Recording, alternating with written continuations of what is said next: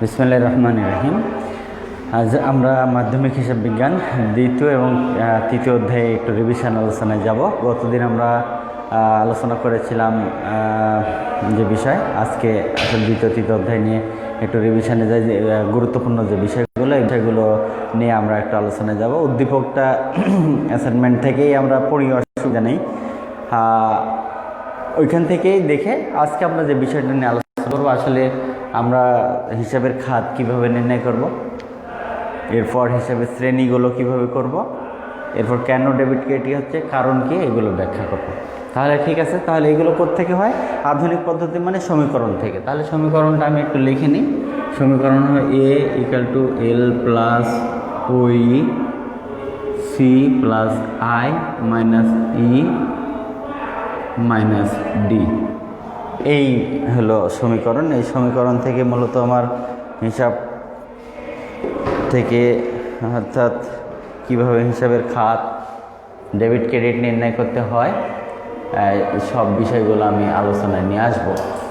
তাহলে আমি আগে একটু সেটিংটা ঠিক করে নিই। এখানে আমরা কি লিখেছি? হিসাবের খাত, শ্রেণী, ডেবিট ক্রেডিট নির্ণয় আর কারণ। এটা খুবই গুরুত্বপূর্ণ একটা বিষয়। লেনদেনগুলো থেকে কিভাবে আমরা এই বিষয়গুলো নির্ণয় করব। তো আমরা আসি, এখানে আমরা বলেছিলাম গতদিন যে বিষয়টা বলেছিলাম, আসলে এটা যে কোনো শ্রেণীর জন্যই, নবম শ্রেণীর জন্য বেশি ইম্পর্টেন্ট। তাহলে খাতগুলো কিভাবে নির্ণয় করব, আমরা এখানে একটা উদ্দীপক গতদিন পড়েছি, ওই উদ্দীপক থেকে আজকে আমি পড়ে জাস্ট খাতগুলো নির্ণয় করব। অর্থাৎ তোমাদের কাছে অ্যাসাইনমেন্টটা নিশ্চয়ই আছে, অ্যাসাইনমেন্ট থেকে আমি এই বিষয়টা বুঝিয়ে দিচ্ছি। এখানে প্রথম লেখা আছে 2020 সালের 1 জানুয়ারি চিকিৎসক জনাব প্রদ্যুৎ নগদ 50,000 টাকা এবং 1 লক্ষ টাকা চিকিৎসা সরঞ্জাম নিয়ে নিরাময় চেম্বার নামে সেবা কার্যক্রম শুরু করেন। তাহলে কি করেছেন?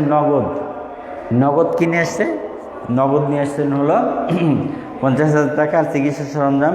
আমরা খাতটা আগে লিখে নিই, এরপরে বোঝা যাবে 2020 সালে কীভাবে হচ্ছে বুঝাই দেব। 2020 সালের জানুয়ারি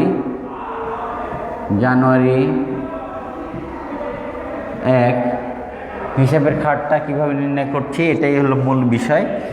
আমরা কি পেয়েছি? নগদ পেয়েছি। তাহলে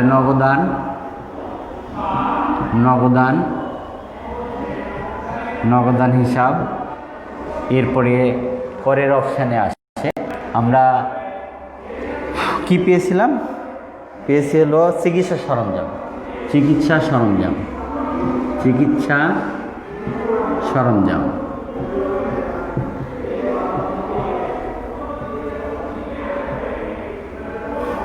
সরঞ্জাম।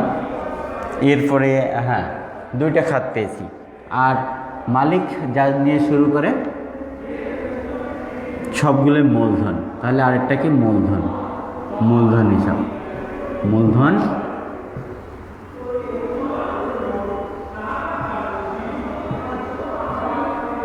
মূলধন হিসাব। তাহলে আমরা 3টা খাত নিয়ে আসলাম এখানে। 3টা খাতটা আমরা নিশ্চয় পেয়ে গেছি। 3টা খাতের এটা আমি আগে নির্ণয় করে দিই। নগদ কি? নগদ হলো শ্রেণী। হিসাবের শ্রেণী কি? নগদ নিশ্চয় করে সম্পদ। নগদ কি? অ্যাসেট। আমি এ দিয়ে আইডেন্টি করে ব্র্যাকেটের মধ্যে সম্পদ লিখে দিলাম, সম্পদ বোঝার জন্য। এরপরে অফিস সরঞ্জাম, চিকিৎসা সরঞ্জাম মানেই অফিস সরঞ্জাম, যা হোক এটাও সম্পদ, এটাও অ্যাসেট মিন করবে, এটাও কি? সম্পদ।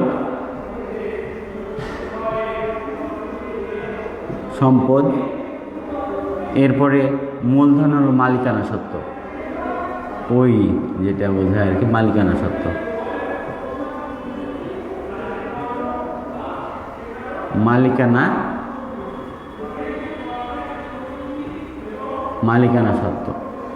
তাহলে আমরা শ্রেণীগুলো নির্ণয় করলাম। এখন ডেবিট ক্রেডিট হওয়ার কারণগুলো আমরা জানি, এখানে একটু আমরা দেখে নিই। সম্পদ যদি বাড়ে তাহলে সম্পদটা কী হয়? ডেবিট হয়। সম্পদ তোমাদের জানা, এরপর আমি একটু লিখে দিচ্ছি। এ যদি বৃদ্ধি পায় অর্থাৎ সম্পদ যদি বৃদ্ধি পায় তাহলে আমার কি হয়, বৃদ্ধি বৃদ্ধি ডেবিট হ্রাস হ্রাস ক্রেডিট। এরপরে হলো এল দায় বৃদ্ধি বৃদ্ধি ক্রেডিট হ্রাস হ্রাস ডেবিট। ওই মালিকানা সত্ত্ব। আচ্ছা, এগুলো তো তোমরা জানো, আমি জাস্ট খালি ওই বৃদ্ধি বৃদ্ধি বৃদ্ধি ক্রেডিট হ্রাস ডেবিট। এরপরে সি মানে মূলধন, এটা তো মালিকানা সত্ত্বের আইটেম, এবার লিখে দিচ্ছি মূলধন বৃদ্ধি ক্রেডিট হ্রাস ডেবিট। আয় বৃদ্ধি বৃদ্ধি বৃদ্ধি হলো ক্রেডিট হ্রাস ডেবিট। ই হলো ব্যয় ব্যয় বৃদ্ধি ডেবিট হ্রাস ক্রেডিট। ডি উত্তোলন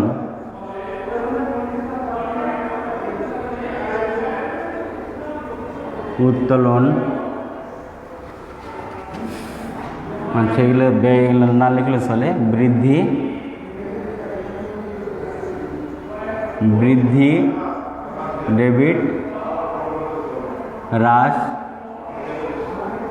ক্রেডিট ক্রেডিট। তো এই বিষয়গুলো তোমাদের জানা, এরপরেও আমি যেহেতু রিভিশনে যাচ্ছি একটু ভালো করে বুঝিয়ে দেওয়ার জন্য বুঝিয়ে দিচ্ছি, তো একটু দেখে নাও তোমরা। সেটা হলো তাহলে নগদ অর্থাৎ সম্পদ, এখানে হলো কি হয়েছে, সম্পদ আমার শ্রেণীর মধ্যে পড়ে সম্পদ, অবিসরঞ্জাম সম্পদ, মূলধন মালিকানা সত্ত্ব, সম্পদ ডেবিট ক্রেডিট কেন হচ্ছে, কারণ আমরা সম্পদ বৃদ্ধি হলে ডেবিট, সম্পদ বৃদ্ধি ডেবিট, এটা সম্পদ বৃদ্ধি হয়েছে ডেবিট হয়েছে, আর মালিকানা সত্ত্ব বৃদ্ধি ক্রেডিট হয়েছে। কারণ এ বৃদ্ধি এ বৃদ্ধি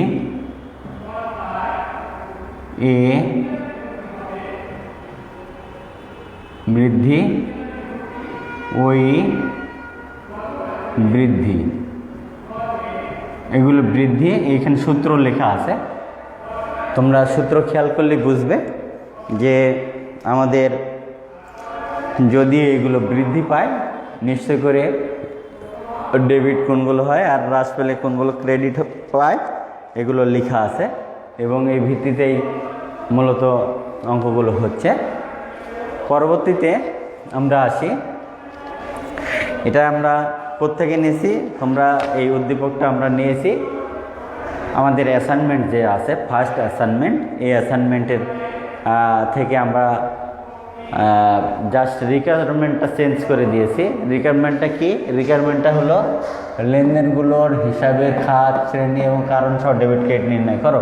অ্যাসাইনমেন্টে এটা জিনিস চাই নাই, কিন্তু আমি এটা শিখিয়ে দিচ্ছি তোমাদের, ভালো করে বুঝে নাও তাহলে সুন্দর হবে।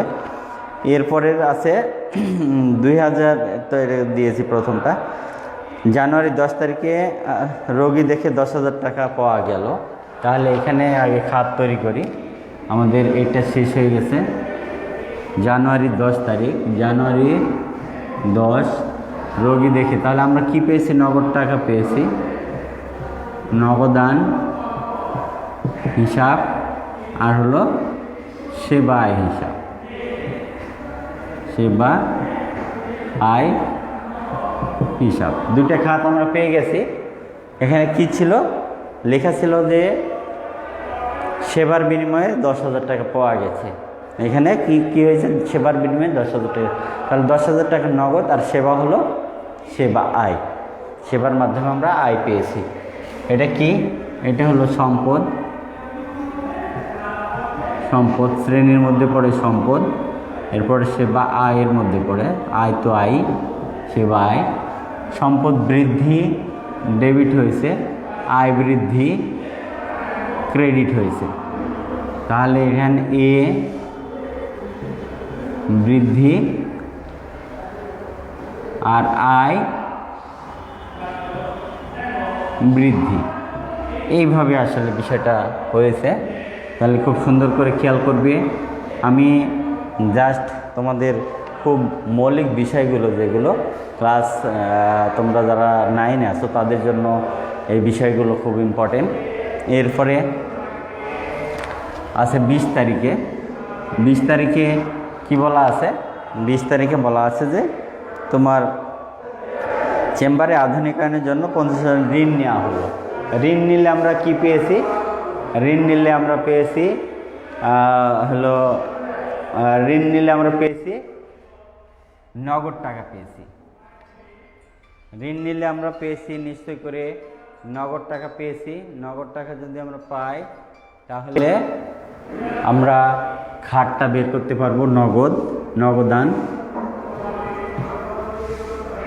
নগদান হিসাব আর ঋণ হিসাব, ঋণ হিসাব। তাহলে দুইটা খাত আমরা পেলাম। নগদ আমাদের কোন শ্রেণীর মধ্যে পড়ে, নিশ্চয় করে সম্পদের মধ্যে পড়ে। আমরা ইকুয়েশন লিখে দিয়েছি কোনটা কি, এইটা তোমরা নিশ্চয় আগেই জানো। তাহলে এখানে নগদটা কি, সম্পদ, সম্পদ। আর ঋণ হলো দায়, যেটাকে আমরা বলি বহিদায়, এটাও তোমাদের জানা আছে। সম্পদ বৃদ্ধি হলো ডেবিট হবে, আর দায় বৃদ্ধি ক্রেডিট হবে, এগুলোও জানা তোমাদের। তাহলে এখানে আমরা কারণটা ব্যাখ্যা করি। কারণ হলো এ বৃদ্ধি আর হলো আয় বৃদ্ধি, আয় বৃদ্ধি, এইভাবে সুন্দর হয়ে গেছে। এরপরে আর একটা ডেট আমরা দেখব। এই ডেটগুলো আমার বেশি দরকার নেই, আমি যা বোঝাচ্ছি অল্প হোক, কিন্তু বিষয়টা যেন তোমার নলেজে থাকে যে আসলে কিভাবে আমরা হিসাবের খাত বের করি, খাতটাকে শ্রেণীতে কিভাবে নেই, ডেবিট ক্রেডিট কিভাবে করি, এবং কারণ ব্যাখ্যার মাধ্যমে ডেবিট করি, এই সূত্রের মাধ্যমে। এই সার্বিক বিষয় যেন তোমার মাথায় থাকে, এটাই হলো আজকে ক্লাসের মূল বিষয়। এরপরে আছে হলো 25 তারিখে চেম্বারের ভাড়া বাবদ 5,000 টাকা প্রদান করা হলো। চেম্বারের ভাড়া বাবদ 5,000 টাকা প্রদান করা হলো 25 তারিখ, ভাড়া বাবদ। তাহলে ভাড়া হিসাব, ভাড়া হিসাব আর হলো নগদান হিসাব।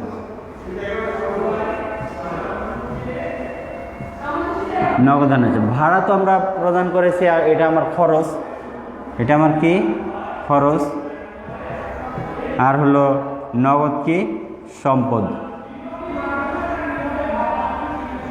সম্পদ।